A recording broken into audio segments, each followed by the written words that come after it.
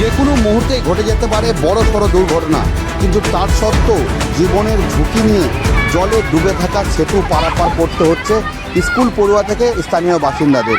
নেই কোনো নজরদারি। এই ছবি বীরভূমের খয়রাসল ব্লকের লোকপুর থানার অন্তর্গত হিংলো নদীর ওপর থাকা সেতু। এই সেতু কিন্তু ডুবে গিয়েছে। আমরা দেখেছি যে টানা কয়েকদিন বৃষ্টিতে বিভিন্ন নদ নদী কার্যত ফুলে ফেঁপে উঠেছে এবং বড় নদ থেকে সেই জল ছাড়ার পরে ছোট ছোট যে নদীগুলি রয়েছে সেই নদীগুলি ফুলে ফেঁপে উঠেছে এবং সেতুগুলি একদম নিচু যে সেতুগুলি রয়েছে সেই সেতুগুলি ইতিমধ্যেই ডুবতে শুরু করেছে। আমরা এর আগে দেখিয়েছি বীরভূমের ইলামবাজার ব্লকের শাল নদীর ওপর থাকা গোলঠের সেতু, সেই সেতু ডুবে গিয়েছে এবং এই ছবি দেখাচ্ছি হিংলো নদীর ওপর থাকা যে সেতু রয়েছে সেই সেতু কিন্তু কার্যত ডুবে গিয়েছে। বীরভূমের দিকে দিকে ছোট বড় যে সেতুগুলো রয়েছে সেগুলো ডুবে গেছে। কিন্তু এই এলাকায় যে ছবিটা দেখা যাচ্ছে যে জীবনের ঝুঁকি নিয়ে কার্যত স্কুল পড়ুয়ারা পারাপার করছে এবং যে কোনো মুহূর্তেই ঘটে যেতে পারে বড় সড়ো দুর্ঘটনা। এবং আমরা দেখতে পাচ্ছি যে নিরাপত্তা রক্ষী বা নজরদারি কোনো ব্যবস্থা নেই। স্বাভাবিকভাবেই প্রশ্ন উঠছে, এলাকার বাসিন্দারা রীতিমতো ক্ষুব্ধ। তারা জানাচ্ছেন যে এইভাবে যারা পারাপার করতে হচ্ছে সাধারণ মানুষকে, যে কোনো মুহূর্তে তো বড় সড়ো দুর্ঘটনা ঘটবে। প্রশাসনের তরফ থেকে কিন্তু এখানে নজরদারি নেই, এই অভিযোগ তুলছে। আমরা কিছুক্ষণ আগেই আমরা ছবি দেখিয়েছি বীরভূমের ইলামবাজার ব্লকের শাল নদীর ওপর থাকা গোলঠের ব্রিজের। সেখানেও দেখা যাচ্ছে যে জীবনের ঝুঁকি নিয়ে ট্রাক্টরের মাধ্যমে পারাপার করছে পড়ুয়া থেকে সাধারণ মানুষজন। এবং অনেকেই দেখতে পাচ্ছি যে সেলফি তুলছে, জলে নেমে তারা সেলফি তুলছে, প্রচুর ছোট ছোট বাচ্চারা সেলফি তুলছে এবং যখন তখন জলে ঝাঁপ দিয়ে তারা অনেকটা দূরে চলে যাচ্ছে এবং যে কোনো মুহূর্তে যে ঘটে যেতে পারে ভয়াবহ দুর্ঘটনা সেটা একদম অপেক্ষা নেই বলার। কিন্তু তার সত্ত্বেও দেখা যাচ্ছে যে এই যে যেগুলো জলমগ্ন হয়েছে সেখানে কোথাও নজরদারি নেই, এই অভিযোগ করছে স্থানীয় বাসিন্দারা। তারা বলছে যে অন্তত ছোট বাচ্চা যারা রয়েছে তাদেরকে তো সতর্ক করা উচিত, না হলে তো বড় সড়ো দুর্ঘটনা ঘটে যাবে, এই প্রশ্ন তুলছে।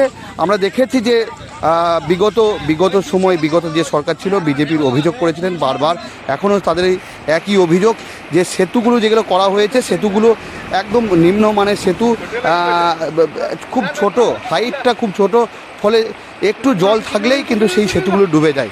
একই অভিযোগ কিন্তু করা হয়েছে বিজেপির তরফ থেকে। ইলামবাজার ব্লকের যে শাল নদীর ওপর গোলঠের সেতু, সেই সেতুর অবস্থা খুব খারাপ, কারণ এতটাই সেতু নিচু করা হয়েছে, ফলে যে কোনো মুহূর্তেই জল একটু বাড়লেই সেই সেতু ডুবে যায় এবং তার দুর্ভোগ পোহাতে হয় সাধারণ মানুষকে। এই এক ছবি কিন্তু প্রত্যেক বছর ধরে তাদের পোহাতে হয়।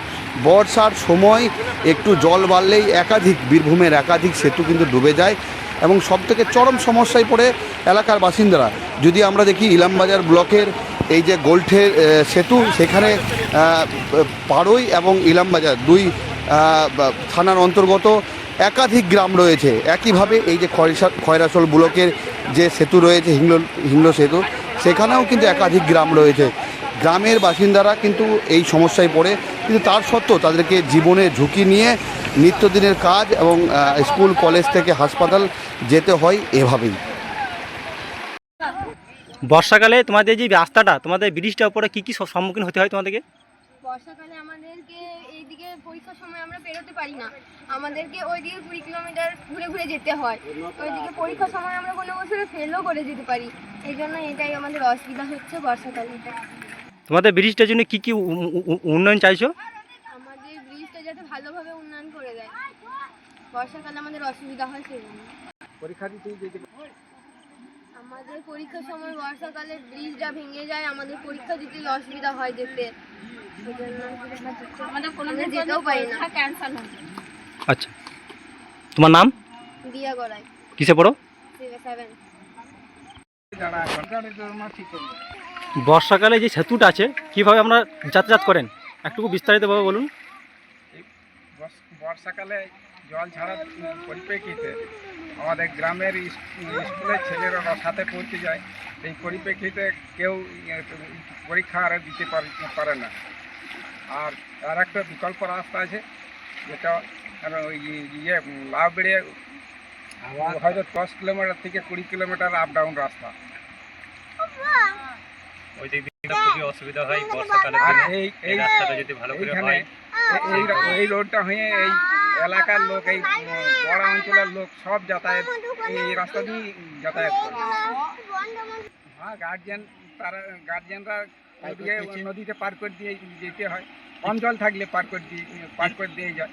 এর থেকে একটু জল বেশি হয়ে গেলে আর পার বেশি করানো জল যায় না। হইলে পার করে যায় না, তাদেরকে গাড়ি নিয়ে ওই ঘোর রাস্তাতে 20 কিলোমিটার আপ ডাউন করে আসতে হয়। কতগুলি স্কুল আছে এই যে রাস্তার উপর কয়টা স্কুল রয়েছে? এই দুটি স্কুল আছে, তার মধ্যে রসা রাজলক্ষ্মী হাই স্কুল আর কালী। আচ্ছা, তো এই যে রাস্তার উপর যে যাচ্ছে আপনারা কি প্রশাসনকে বলেছেন যে বিষয়টা নিয়ে প্রশাসনকে জানানো হয়েছে?